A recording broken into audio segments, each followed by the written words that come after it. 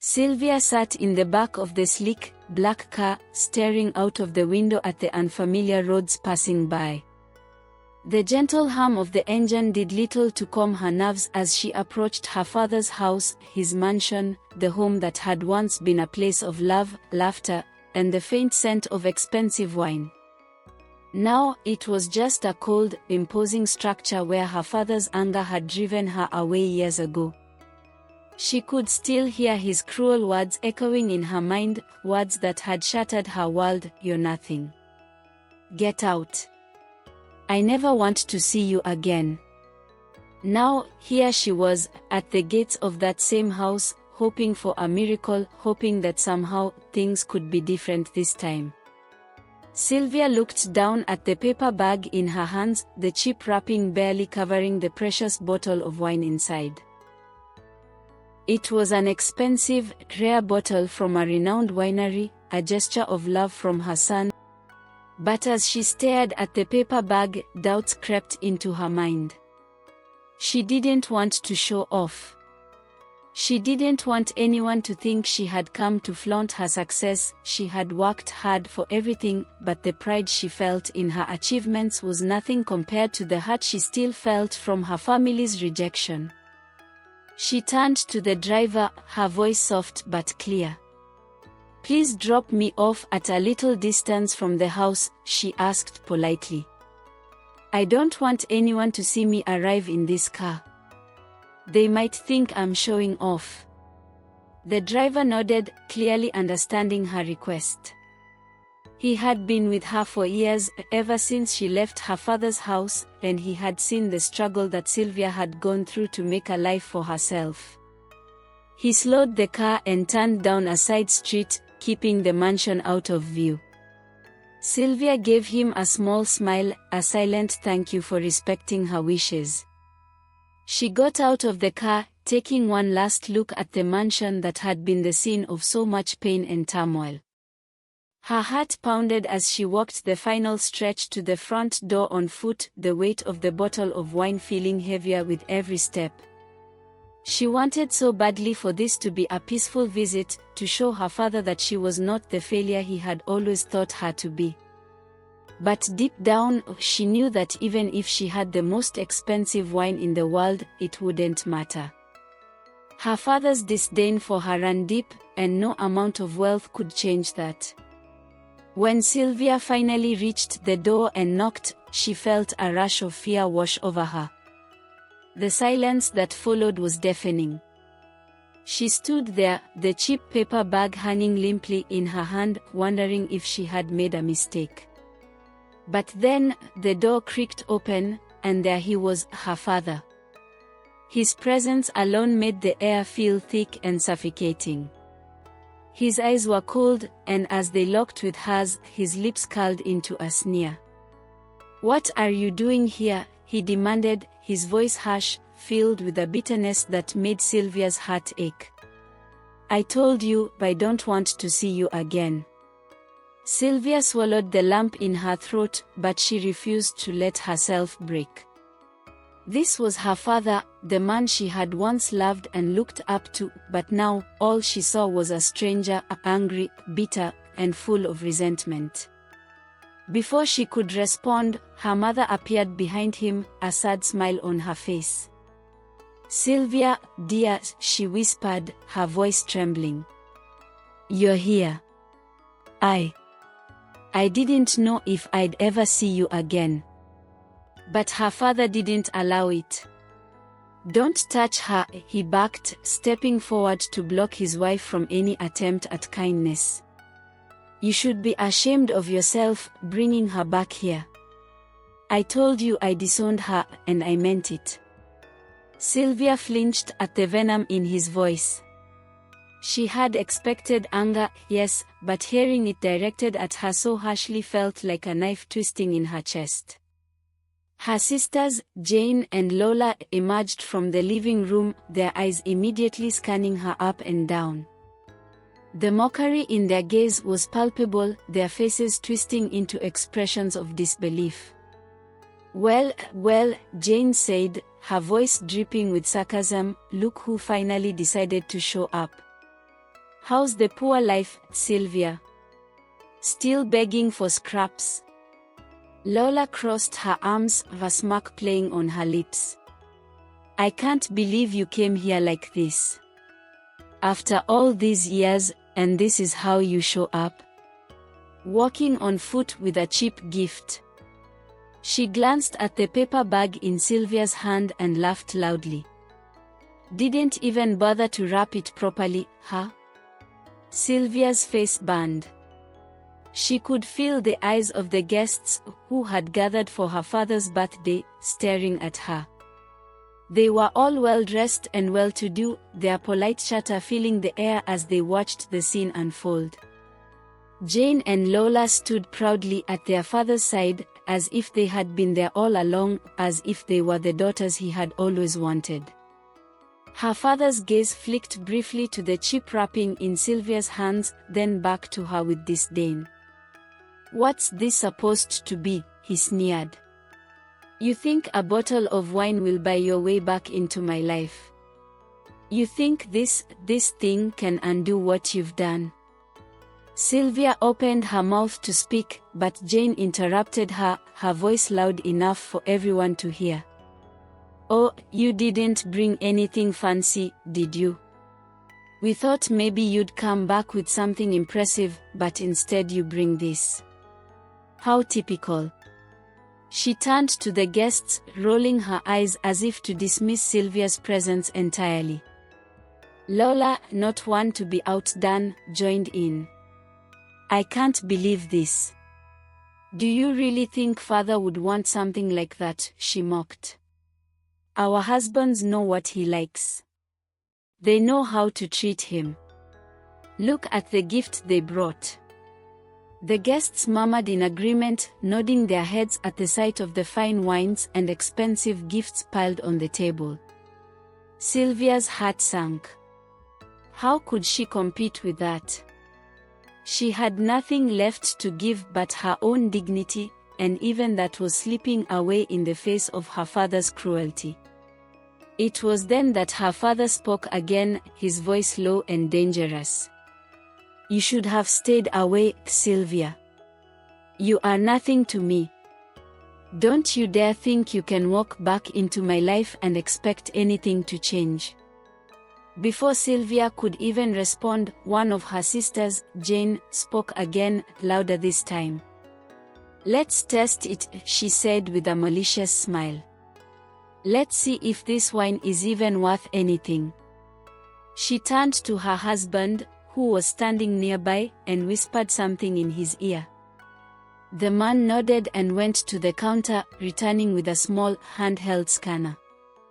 I'll scan all the wines brought today, he announced to the guests, just to make sure they're genuine.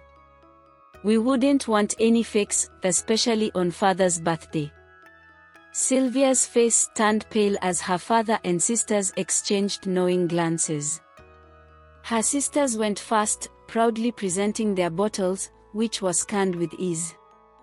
The scanner beeped, and the guests cooed in admiration at how expensive their gifts were. But then it was Sylvia's turn. As she stepped forward, her hands shaking slightly, she presented her bottle wrapped in cheap paper. Her father looked at her with a sneer, and the room went silent. The scanner buzzed for a moment, and then the result flashed on the screen.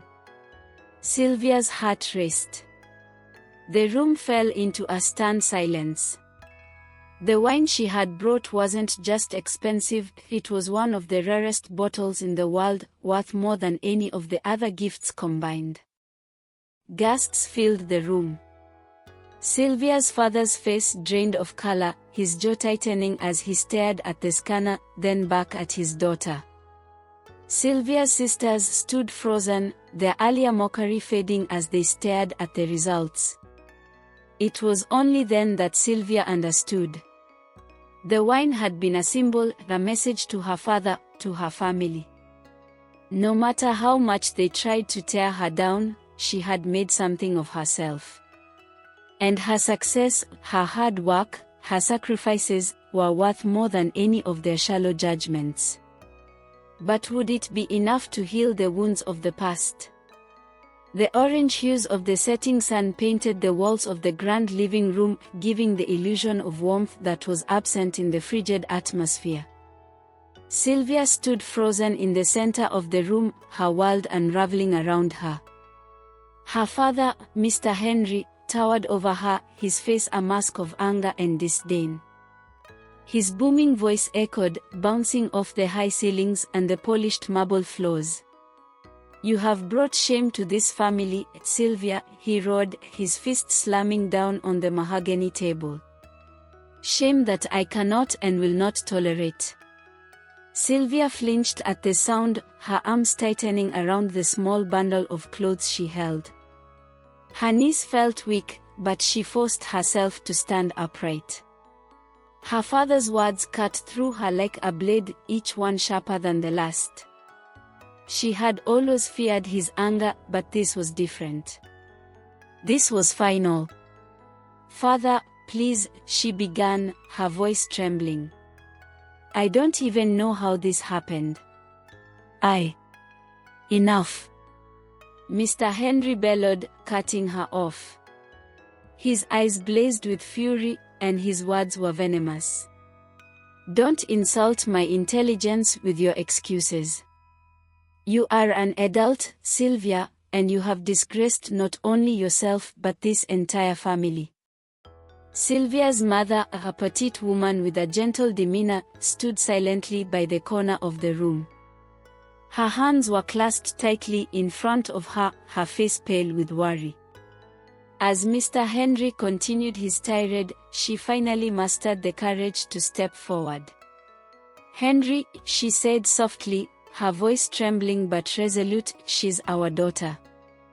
We can't just throw her out like this. She needs our help." Her words only seemed to fuel Mr. Henry's anger. He turned on her with a glare so fierce that she recoiled. "This is your doing," he spat, pointing a finger at her. "You coddled her, let her run wild.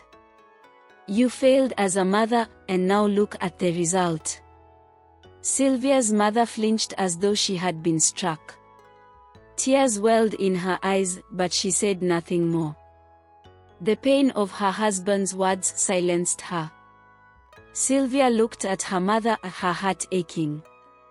She wanted to defend her, to tell her father that this wasn't her fault. But she knew it would only make things worse.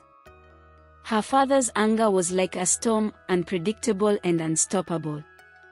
"Get out of my house, Sylvia," Mr. Henry said coldly, his voice now low but no less menacing.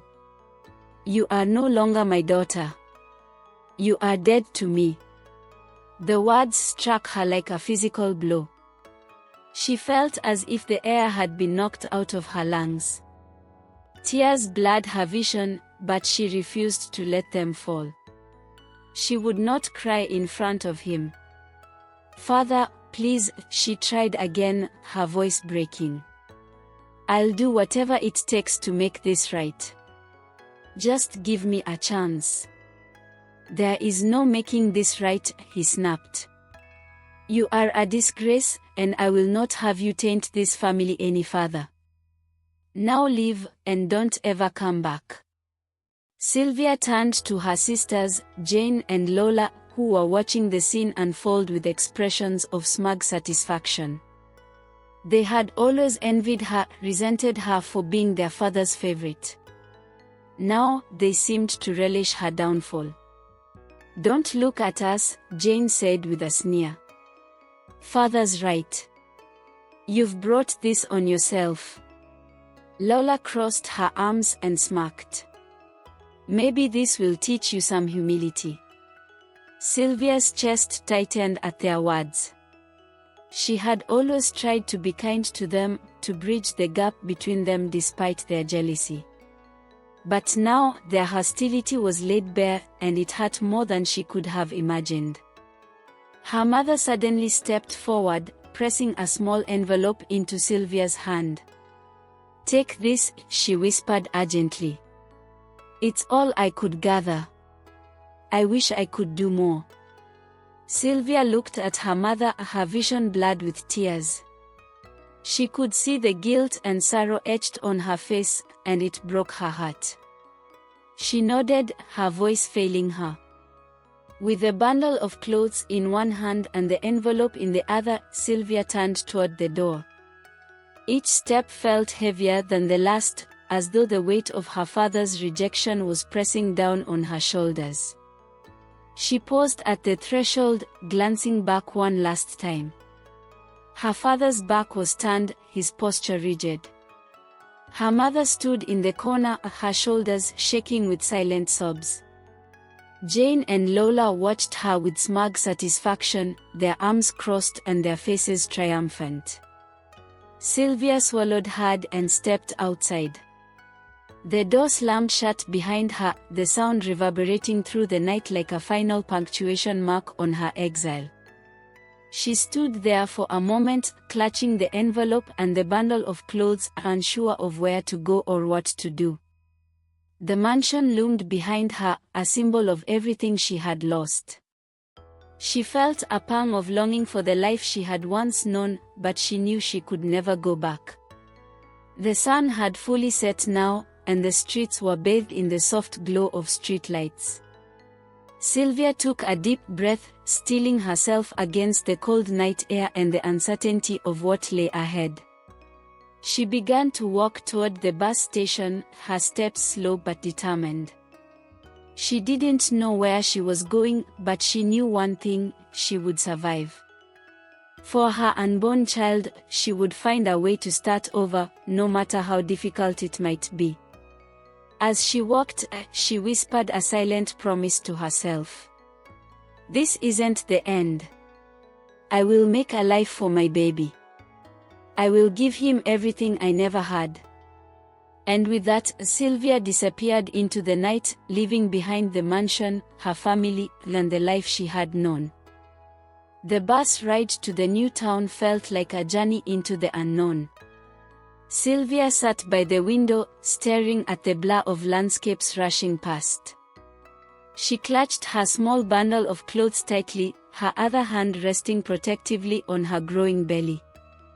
The rhythmic hum of the bus engine failed to calm her racing mind. Where would she go? What would she do? She had no answers, only a desperate hope that the next town would hold a better future. When the bus finally pulled into the station, the town greeted her with an indifferent hum of activity. It was a modest place, with cobblestone streets lined by small shops and houses. The scent of freshly baked bread mingled with the sharp tang of coal smoke from a distant factory.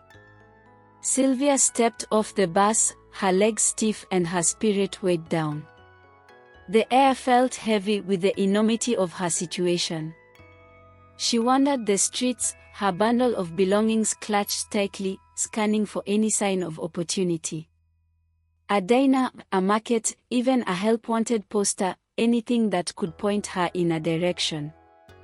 Hours passed, and as the sun began to dip below the horizon, she found herself sitting on a bench in a quiet park. Hunger gnawed at her, but she ignored it, focusing instead on the gentle movements of the baby inside her. "Don't worry," she whispered softly, her hand resting on her belly. "I'll figure this out. I promise." Her determination was fierce, but the reality of her situation was unforgiving. Without an address, she couldn't apply for most jobs. Without work, she couldn't afford a place to stay. The weight of it all pressed down on her until she felt tears threatening to spill. "Are you all right, dear?" The voice startled Sylvia.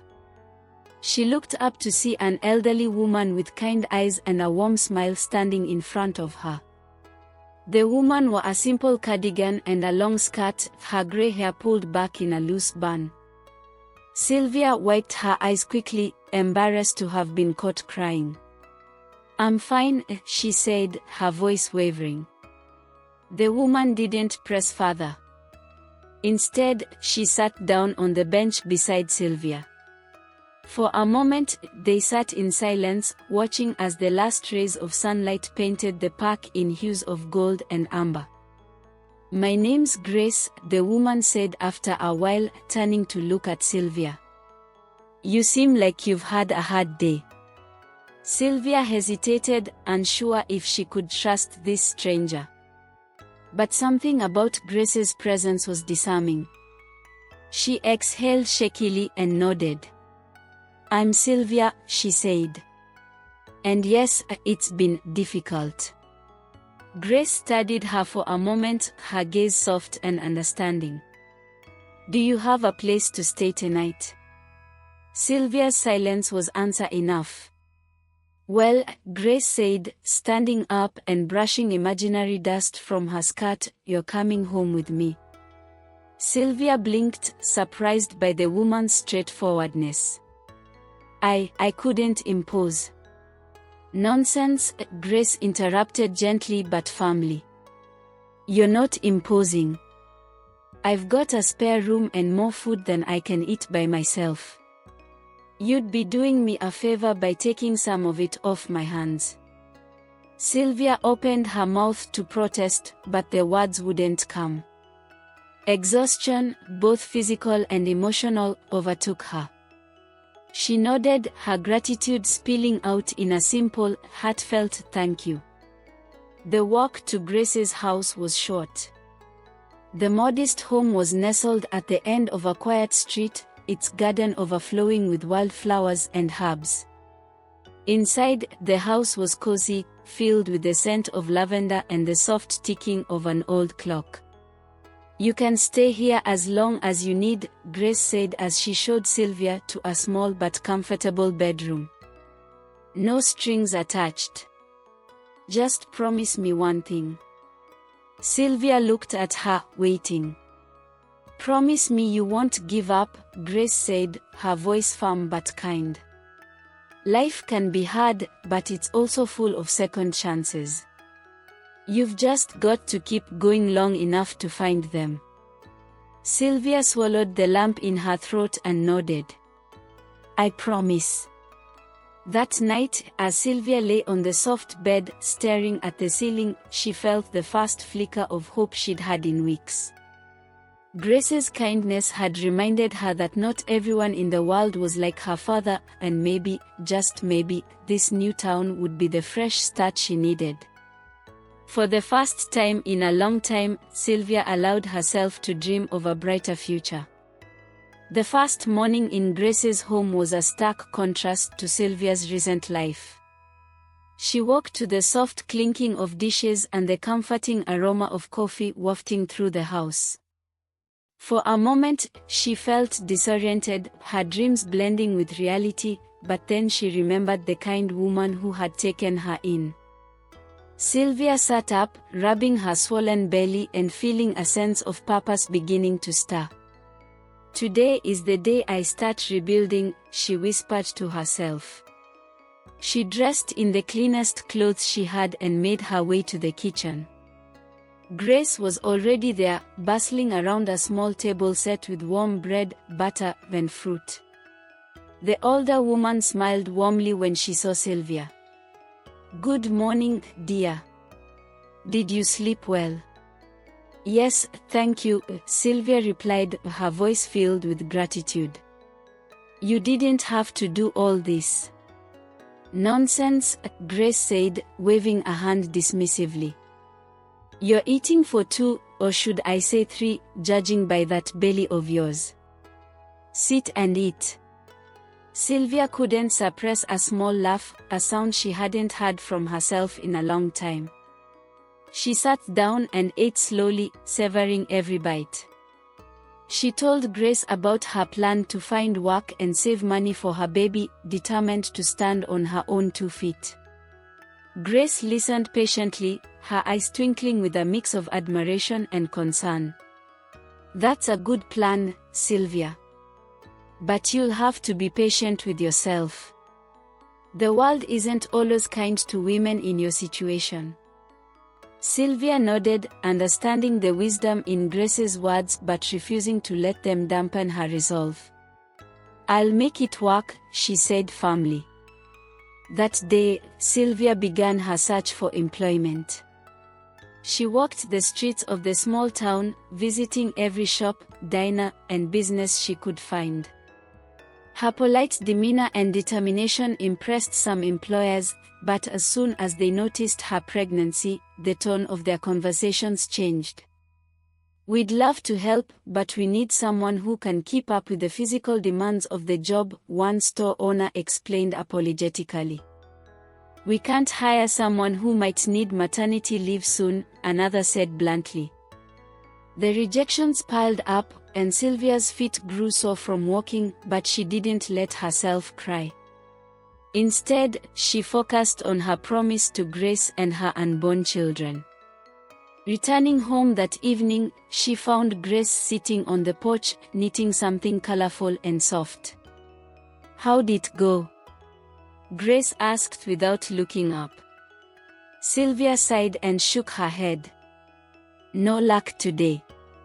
Everyone sees the belly and changes their mind."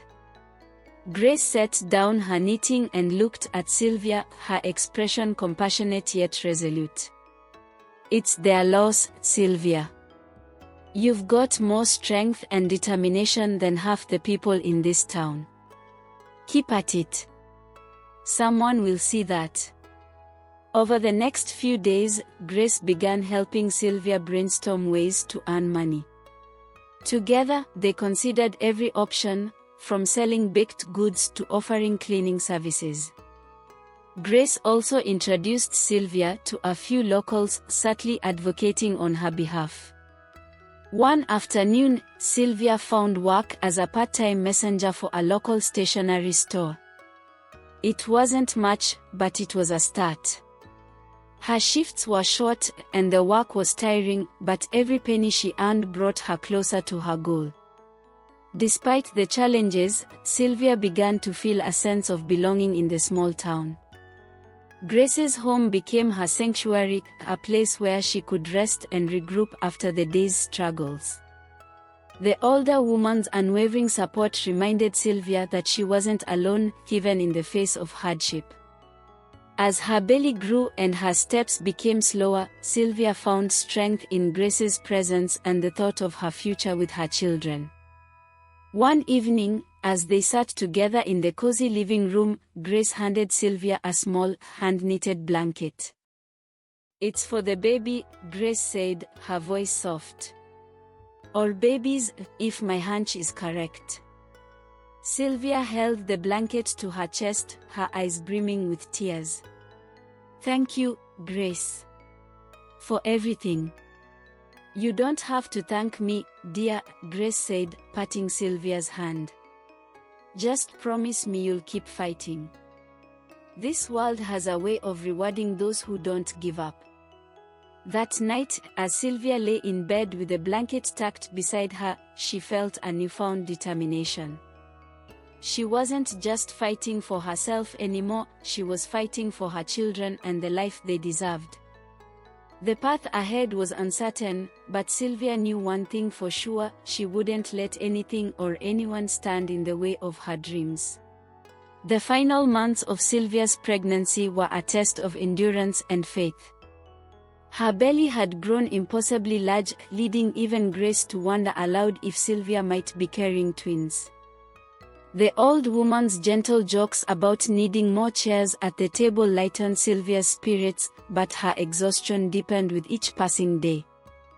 Her back ached constantly, her feet swelled, and the strain of finding steady work while carrying so heavily weighed on her. Yet, Sylvia never allowed herself to give up. Her resolve was fueled by the movements of the life, or lives, inside her. Each kick and flutter reminded her of the tiny beings who depended on her strength. One particularly difficult day, Sylvia returned home from a brief stint at a diner, where she had lasted barely a week before the manager dismissed her, citing her delicate condition. As she sat at Grace's kitchen table, tears of frustration slipping down her cheeks, Grace placed a steaming bowl of soup in front of her and patted her shoulder. "You're doing all you can, Sylvia," Grace said gently. "Sometimes life doesn't seem fair, but remember, storms don't last forever." There's always sunlight waiting on the other side. Sylvia nodded, though her heart felt heavy. She often replayed Grace's words during sleepless nights, holding on to them as tightly as she held on to her dreams for her child's future. The morning her labor began, Sylvia was sweeping the front porch, trying to stay active despite her discomfort. A sudden, sharp pain shot through her abdomen, causing her to gasp and clutch the railing. She froze as the realization dawned, this was it. "Grace," she called out, her voice trembling. Grace appeared in an instant, her calm demeanor masking the urgency of the situation. "It's time, isn't it?" Sylvia nodded, her face pale but determined. Grace acted quickly, calling the local midwife and gathering towels and warm water. "Don't you worry, Sylvia," she said with a reassuring smile. "You're going to be just fine, and so is your baby." The hours that followed were a blur of pain and perseverance. The midwife arrived and guided Sylvia through every excruciating contraction. Grace held her hand, whispering encouragement and stroking her hair. "You're stronger than you think," Grace said softly, her eyes filled with pride and care. When the first baby's cries filled the room, Sylvia's heart nearly burst with relief and joy. The midwife placed a tiny, squirming boy in her arms, and Sylvia wept as she looked at him, marveling at his perfect little face. But before she could catch her breath, another wave of pain overtook her. "Wait," the midwife said, her tone tinged with surprise. "There's another one." Sylvia barely had time to process the words before a second baby arrived, his cries joining his brother's. She stared in disbelief as the midwife handed her another son, her heart swelling with love and awe. But the surprises weren't over. As Sylvia struggled through yet another contraction, the midwife's voice broke through the haze of pain. "There's a third one." By the time the ordeal ended, Sylvia was the mother of not one, not two, but 3 healthy baby boys. She stared at them in wonder, their tiny faces and soft cries filling the room with an almost holy sense of life and possibility. Grace, who had been steady throughout the entire process, now had tears streaming down her face. "Triplets," she whispered, her voice trembling. "Sylvia, you're a miracle." Sylvia looked at her sons, their warmth grounding her in a way she hadn't felt in years. "No," she said softly, shaking her head. "They're the miracle." The days that followed were a whirlwind of diapers, feeding, and sleepless nights. Grace proved invaluable, helping Sylvia care for the babies and offering advice gleaned from her own years of motherhood. Sylvia named her sons Daniel, David, and Derek, choosing names that felt strong and full of promise. Though the work was exhausting, Sylvia never complained. Each time she looked at her sons, she felt a renewed sense of purpose. These 3 boys, born out of the most challenging chapter of her life, were her reason to keep fighting. "I'll give you the world," she whispered one night as she rocked them to sleep. "Whatever it takes, I'll make sure you have the life you deserve." Sylvia's journey as a mother had only just begun, but she already knew one thing for certain: her sons were the light that would guide her through any darkness. Let's meet on the other side to find out what happened in part 2 right on this channel. Meanwhile, did you enjoy the story? I hope so. Please like and share the video, drop your comment down below, and don't forget to subscribe to the channel. Turn on the notification bell for more enchanting tales like this one. Thanks for watching and see you on the next.